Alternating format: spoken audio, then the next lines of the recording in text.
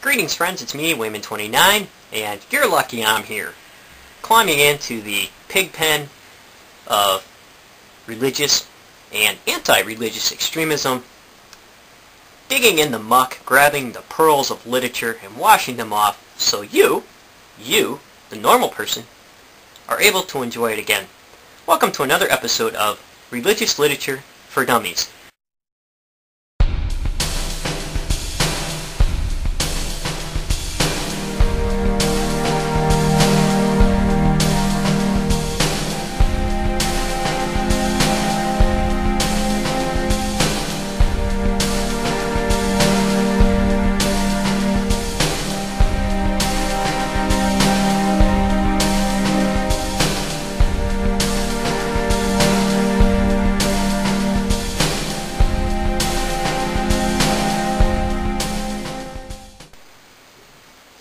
Greetings friends, it's me, Wayman29, and this episode of Religious Literature for Dummies is on Ěliyahu, or Elijah, and it's called The Murmuring, or The Still Small Voice, which, as I will explain, is very interesting. Some text that you might want to look into is the Anchor Bible Commentary on 1 Kings.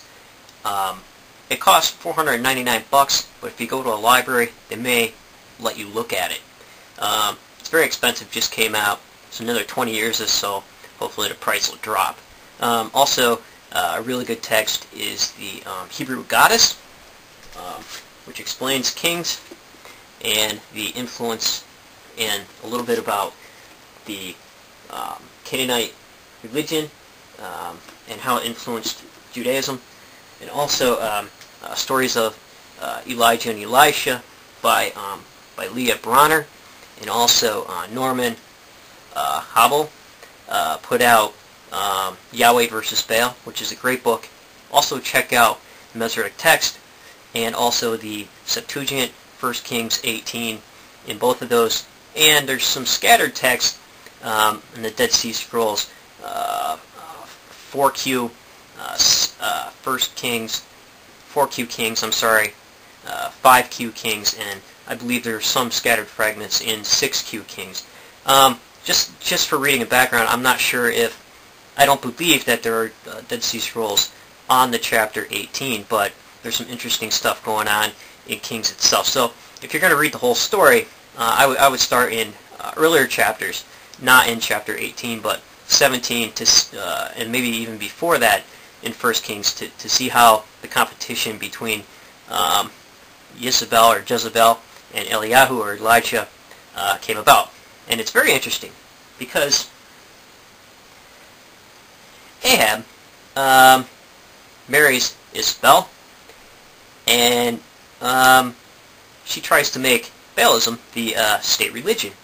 And Ěliyahu is sent by Yahweh to counteract that. And the stories are all about him counteracting these religious reforms that Jezebel was trying to implement.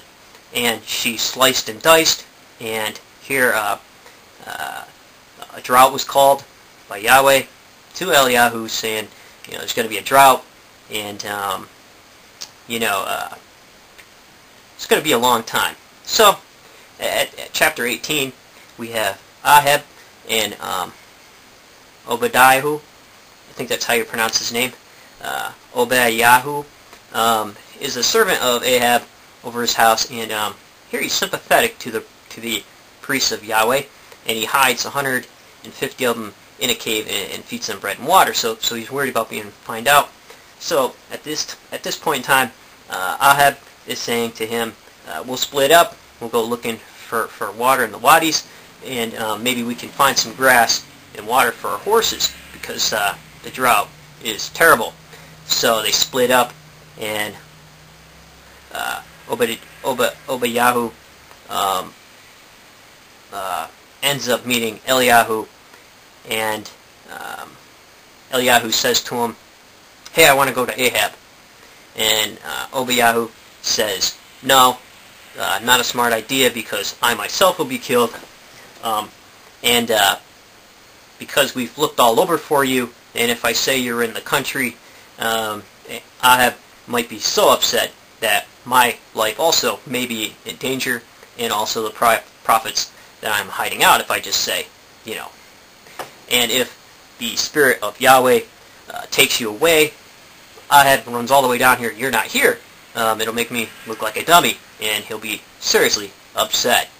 So Ěliyahu says, don't worry about it, I'll be here. So he presents himself, him and Ahab exchange some words, and Ěliyahu starts the competition. He says, bring your 450 prophets of Baal and Asherah to the mountain, Mount Carmel, and we'll have a contest. So everybody shows up, and they have two bulls, which both El and Jacob are represented, symbolized as a bull, and also Baal is the bull of heaven. So they slice the bull in pieces, and they put him on the altar, and it was the deity who would answer with fire. Both deities at this time were storm gods. So they put everything on the altar, and people start calling on Baal and whatnot. And Ěliyahu knows the Canaanite religion, which is very smart, because a lot of people don't know the background. And I think Michael Coogan has a book out called Stories of Ancient Canaan, which is really cheap if you buy online, which has most of the Ugaritic texts in them. And you can read the Epic of Baal, and in there it shows why Baal did not show, and why in a time of drought people had to perform such rituals. Here, people are cutting themselves in 1 Kings 18, and the god El, in grief for the loss of his son Baal being swallowed by death or Mot, comes off his throne, bows low, and does like things, cuts himself as a sign of mourning. So that's what these people were doing, and if you read the Canaanite text, it'll be in there. So what's interesting, Ěliyahu is taunting them, saying, "Oh, is Baal on vacation? You know, maybe he went on a trip." And in fact, he was in the underworld, battling Mot, and was devoured by Mot, and he comes back in the spring with the rains. So it's Ěliyahu's turn, and he ends up pouring water on the altar, and he prays a prayer to Yahweh, and down comes the fire and devours the whole mess, the whole deal. So people are like, wow. So Ěliyahu says, grab the prophets of Baal and slice them up, and such things happen. However, what's interesting to note, the prophets of Asherah were allowed to live. So here you have the Asherah cult along with the Baal cult on the mountain, and for some reason the Asherah cult was allowed to still have the priest. So at this, Izeb is freaking out. She wants retaliation on Ěliyahu, so she looks for him. Ěliyahu, of course, runs. He hides out in the cave. He's very disturbed, and he thinks he's the only one on earth that's left, and he's very depressed. And Yahweh says, go to the mountain, Mount Horeb, and I want to show you something. So he goes to the mountain, and after eating some magic cakes on the coals, kind of interesting, because these cakes are also brought up in the Canaanite creation myth or story about El and the two wives, or three wives I believe it was, can't remember, in the literature, cooking food or cakes on the coals. So that's really interesting. And this food lasts Ěliyahu 40 days to the journey to the mountain, and he sits in the cave, and Yahweh says, I will pass before you, which is really interesting. So here you have the deity revealing himself through theophany, an event. So he passes by, and there's the wind, and it's busting up the rocks, but Yahweh was not in the wind, and the earth quakes, I believe that's how it goes, and Yahweh was not in the earthquake, and even fire passes by, and Yahweh was not in the fire. and Yahweh was the still small voice at this time. So here's an interesting thing. Here Yahweh was so much like Baal, and all the characteristics that possibly scholars believe that people were getting confused. So here you have the writers changing the mode of operation, modus operandi, for Yahweh.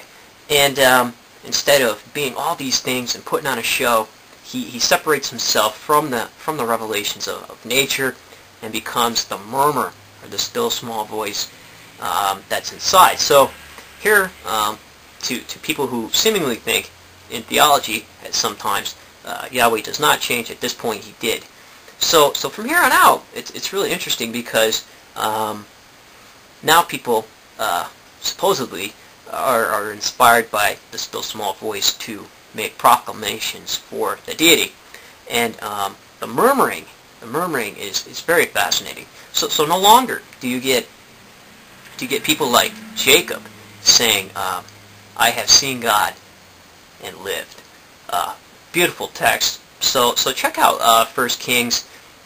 Starting like 15 and read to the end, because the literature is very beautiful, and check out the different comparisons of things, and hopefully you will again find the story fascinating. Take care, friends, and remember, if everybody's thinking alike, then somebody isn't thinking.